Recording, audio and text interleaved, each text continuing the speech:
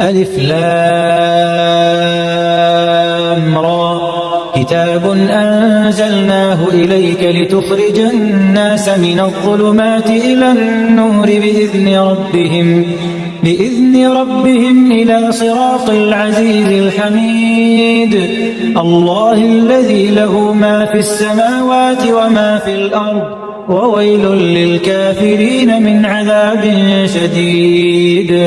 الذين يستحبون الحياة الدنيا على الآخرة ويصدون عن سبيل الله ويبغونها عوجا أولئك في ضلال بعيد وما أرسلنا من رسول إلا بلسان قومه ليبين لهم